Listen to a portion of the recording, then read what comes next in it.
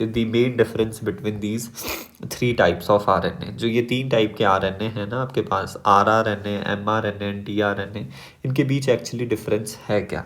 तो उसके लिए एक ट्रिक है। ट्रिक क्या है? ट्रिक आपको ये याद रखनी है दैट फिरोज एंड अख्तर, रुको मैं यहाँ पे हेडिंग डाल लूँ, ट्रिक। तो trick is Firoz and Akhtar SMS करो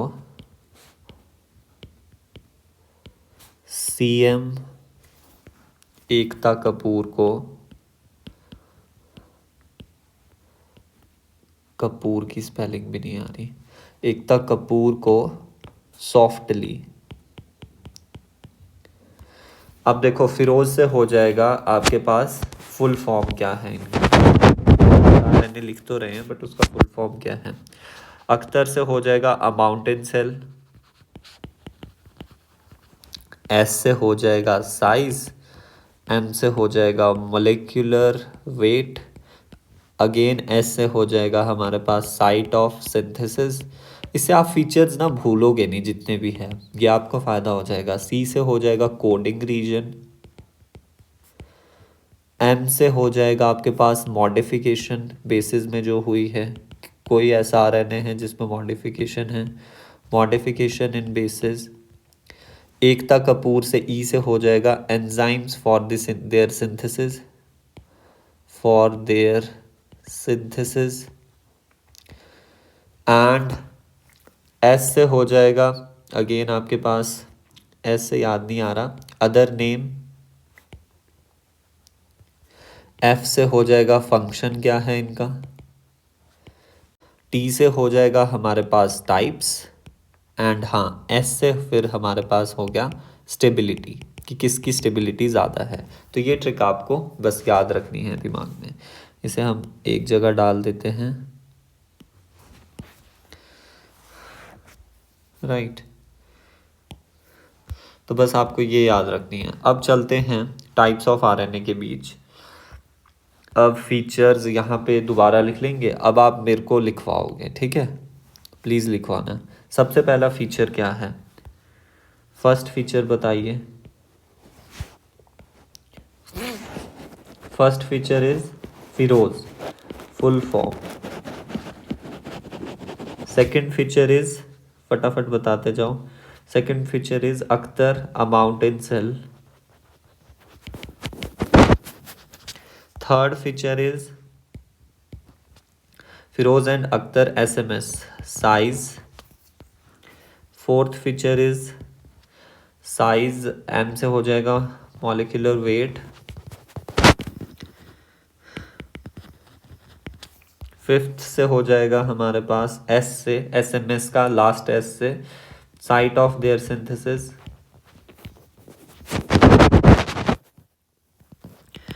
एंड एसएमएस करो सीएम, सीएम से हो जाएगा कोडिंग रीजन, कौन कोडिंग है एक्चुअली। सेवेंथ से हो जाएगा हमारे पास सी एम, एम से हो जाएगा हमारे पास modification in basis.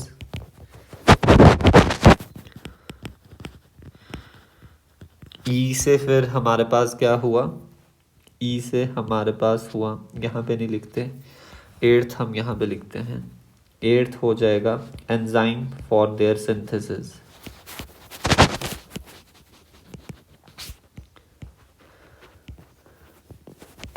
And ninth SMS हो गया एकता कपूर को सॉफ्टली, तो एस से हो जाएगा स्टेबिलिटी, एंड ओ से हो जाएगा दूसरा नाम कोई इनका। एंड रिमेंबर ये जो आपके पास चार्ट है ना, इससे कुछ ना कुछ आपको आएगा ही। 11th टाइप्स एंड 12th हमारे पास फंक्शन। ये वाले चार्ट से आपके पास क्वेश्चन आता ही आता है। और मैं आपको ये भी बताऊंगा जो क्वेश्चन इससे एम्स एमएससी वाले में आया था आपके पास, और वो एक्चुअली मेरा गलत हुआ था, बिकॉज वो ही जो ट्रिकी पॉइंट होते हैं उन्हीं को ही वो पकड़ते हैं। तो सबसे पहले फुल फॉर्म देखते हैं। RRNA की फुल फॉर्म क्या है? That is ribosomal RNA. Wait, ribosomal RNA. Then mRNA की फुल फॉर्म क्या है? mRNA की फुल फॉर्म हुई मैसेंजर RNA. फिर tRNA की क्या हुई? tRNA की हुई ट्रांसफर RNA. नाम में ही इनके फंक्शन दिए गए हैं जो कि हम अभी आगे डिस्कस करेंगे. Amount in cell. अमाउंट की अगर हम बात करें तो सबसे ज़्यादा किसका प्रेजेंट होगा? देखो, RRNA जो है ना बेसिकली वो राइबोसोमल RNA है, यानी वो राइबोसोम में पाया जाएगा. यानी जो आपके पास राइबोसोम्स होते हैं वो किसके बने होते हैं? वो बने होते हैं RRNA के. तो और जो mRNA होता है, mRNA से क्या बनता है? हमें पता है mRNA is the only RNA जिससे प्रोटीन बनता है. तो एज सुन एज प्रोटीन बनता है वैसे ही mRNA डिग्रेड हो जाता है. और tRNA का काम है कि अपने साथ एक्टिवेटेड अमीनो एसिड को लेके आना. तो देखो सबसे ज़्यादा अनस्टेबल कौन लग रहा है? mRNA जैसे ही बना वैसे ही ख़त्म हो गया. एंड RRNA यानी राइबोसोम तो हर टाइम ही हम देखते हैं सेल का जब भी स्ट्रक्चर बनाते हैं राइबोसोम तो पड़े ही होते हैं. तो यही है अमाउंट सबसे ज़्यादा किसका होगा? RRNA का होगा. So actually students I am little under the weather, so please excuse my voice अगर आपको बीच बीच में दिक्कत हो रही है. तो RRNA का अमाउंट अगर हमने देखा तो दैट इज़ 80%. ये मैक्सिमम होगा. और सबसे कम किसका होगा? That is of messenger RNA. तो वो हमारे पास कितना है? 5% है मिनिमम. एंड 15 से 20% जो है वो tRNA का होता है. 15 to 20%.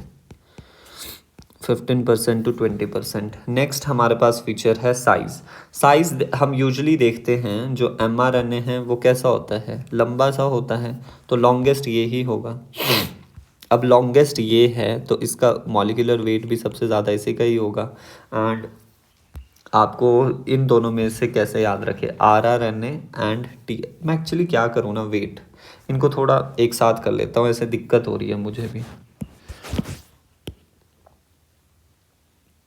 RRNA इतना दूर लिखने की ज़रूरत नहीं है ना, राइट. अगली वाली स्लाइड में भी ये कर ही लेते हैं. चलो ये तो सही है. mRNA and tRNA.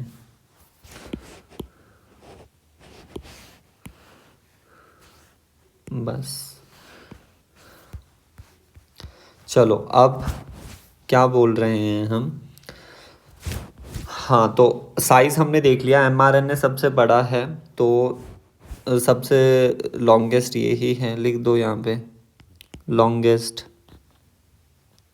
And smallest कौन होगा? देखो tRNA से आपको ये याद रख लेना, एक ट्रिक याद रख लेना, that is ST.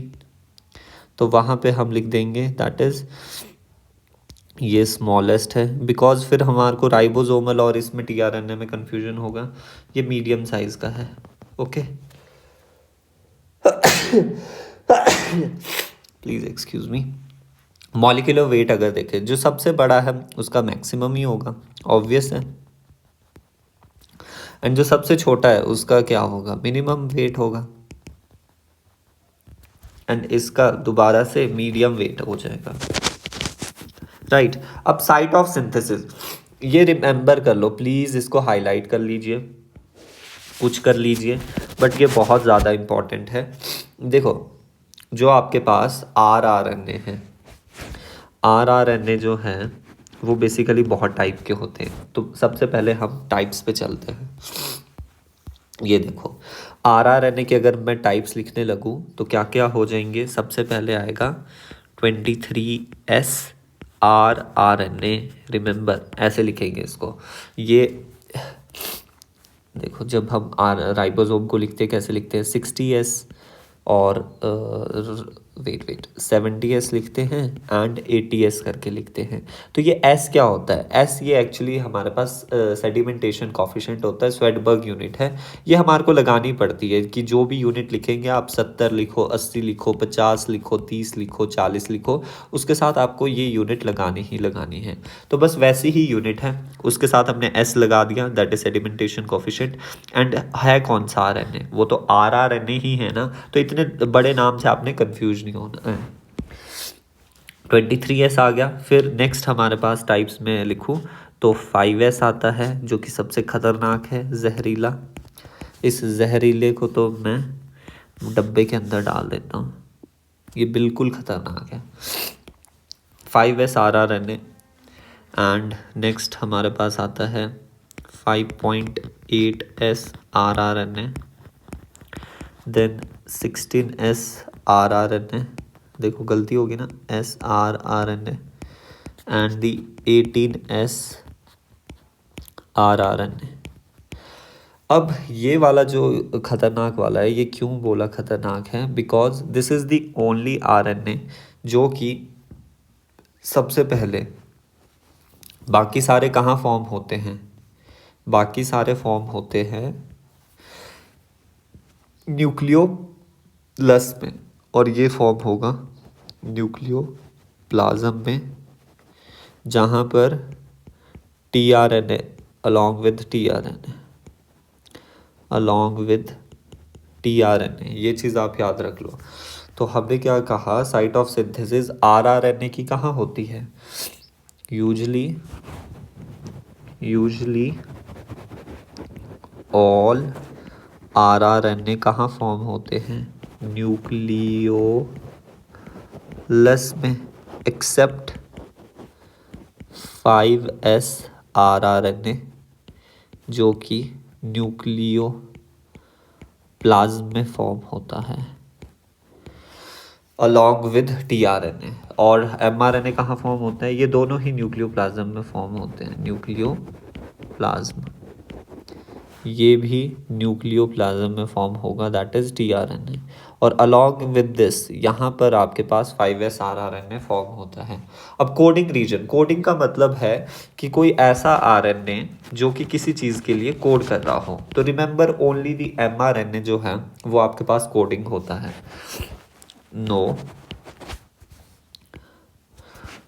No coding codes for protein.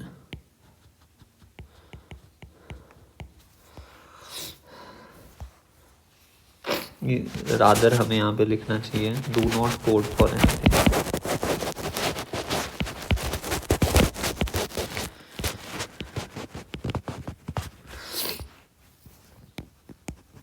Do not code for anything, ये किसी चीज़ के लिए कोड नहीं करते।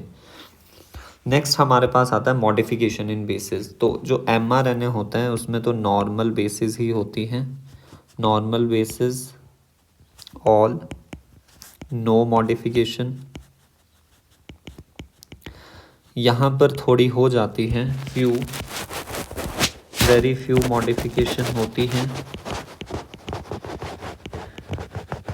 यहाँ पर मैक्सिमम मॉडिफाइड बेसिस होती हैं tRNA पे, मॉडिफाइड बेसिस मैक्सिमम प्रेजेंट होती है। कौन कौन सी थोड़ी बहुत बता देता हूँ, जैसे आपके पास थाइमीन, यूजली RNA में क्या प्रेजेंट होता है? यूरेसिल होता है, थाइमीन हो गया, देन स्यूडो यूरेसिल हो गया, एंड डायहाइड्रोयूरिडिन हो गया। ऐसी ऐसी बेसिस प्रेजेंट होती हैं, राइट। अब हमारे पास ये वाला चार्ट कंप्लीट हो गया। अब हम चलते हैं इस वाले में, enzyme for their synthesis, RMT। बस आपको ये ही याद रखना है इसमें, दैट इज़ RMT है ना, उसमें 1 डाल दो, 2 डाल दो, 3 डाल दो। अब इनका सिंथेसिस किससे होगा? ऑब्वियसली RNA पॉलीमरेज से ही होगा। तो rRNA किससे बना? RNA polymerase 1। ये mRNA किससे बना? RNA polymerase 2। एंड tRNA किससे बना? RNA polymerase 3। अब ये तो हमारे पास केस हुआ किसमें? यहाँ पे लिख देता हूँ प्रोकैरियोट्स में, नहीं यूकैरियोट्स में है ये, यूकैरियोट्स में हुआ ये, बट प्रोकैरियोट्स में क्या होगा, प्रोकैरियोट यहाँ पे लिखो क्योंकि यहाँ पे कुछ और इन्फॉर्मेशन आनी है अभी। प्रोकैरियोट्स में सेम सिंगल, इसको हटाते हैं पहले यहाँ से, गिचड़ बिचड़ हो जाएगा। प्रोकैरियोट्स में same single RNA polymerase catalyzes synthesis of all three RNA, ठीक है। अब हमने बोला कि आरएनए पॉलीमरेज 1 जो है ये यूकैरियोट्स का चल रहा है, ये हमें भी पता है। अब यहाँ पे लिखता हूँ कि देखो सारे आरएनए जो है आरएनए पॉलीमरेज 1 से बनेंगे accept all rRNA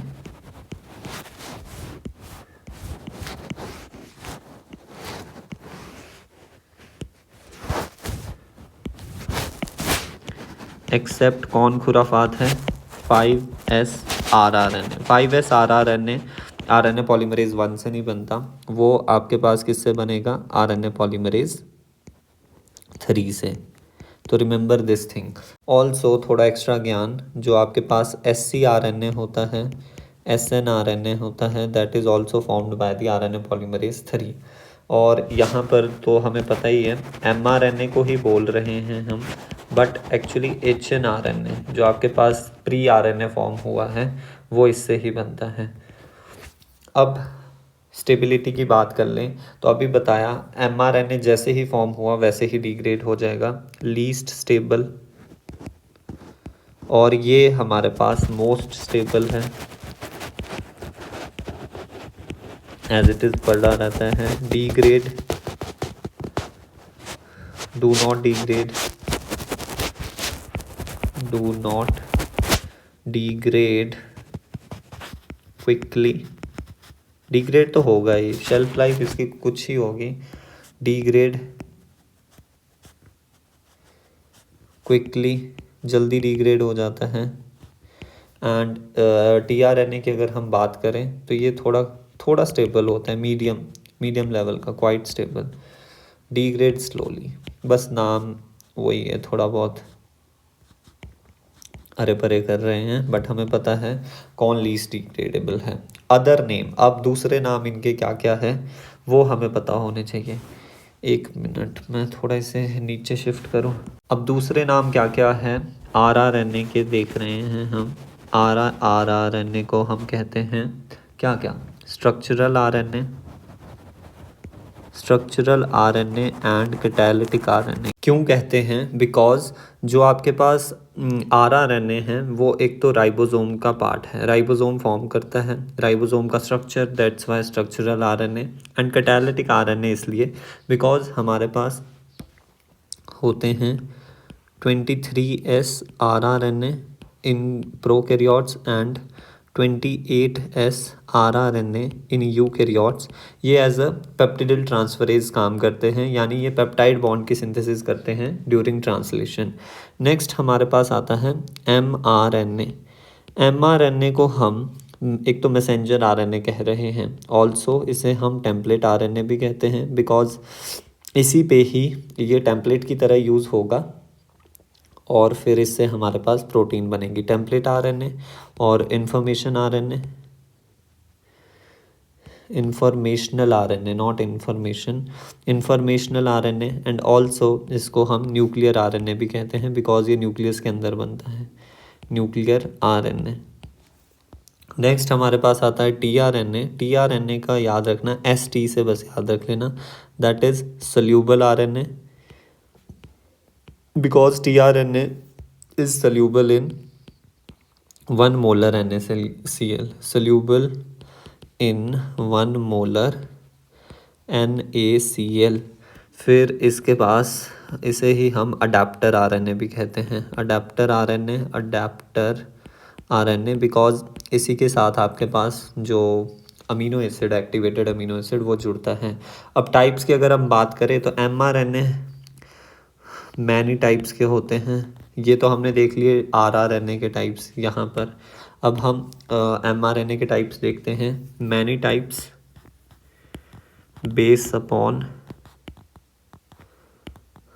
types of protein. जितनी तरह की प्रोटीन होगी उतनी तरह के आपके पास mRNA होंगे। एंड जो आपके पास tRNA है, देखो यूजुअली हमारे पास क्या होता है, 61 कोडोन्स होते हैं, सेंस कोडोन्स होते हैं। मतलब ये अभी आप समझ लो ट्रिपलेट न्यूक्लियोटाइड का सीक्वेंस है, ठीक है, जो कि हर एक कोडोन जो है वो एक अमीनो एसिड को कोड करेगा, और फिर हर एक कोड के लिए एक एक tRNA होने चाहिए। तो नॉर्मली हमें लगता है कि मोर देन 60 टाइप से होने चाहिए, but according to wobble hypothesis, जो कि हम आगे चल के पढ़ेंगे, only 32 tRNA are sufficient.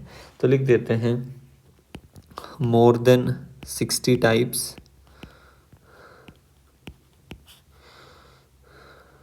hypothetically, but 32 tRNA are sufficient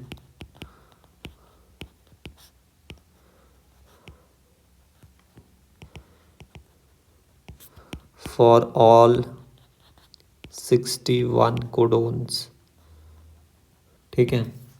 अब फंक्शंस देख लेते हैं। तो फंक्शंस तो बेसिकली हम देख ही चुके हैं कि इसका क्या क्या रोल है। पहला रोल तो हमारे पास स्ट्रक्चरल रोल है, एंड दूसरा हम देख चुके हैं कैटालिटिक रोल है। स्ट्रक्चरल एंड कैटालिटिक रोल है। नेक्स्ट mRNA का क्या काम है। mRNA actually codes for polypeptide, polypeptide के लिए कोड करता है। और tRNA का क्या काम है, ये brings activated amino acid to the translation site, translation site की तरफ को ये क्या लेके आता है, यानी अगर हम टेक्निकली और जाएं, कोडोन की तरफ के लिए अमीनो एसिड को ब्रिंग करेगा tRNA। Please excuse me. For more such videos and concepts do like, share and subscribe.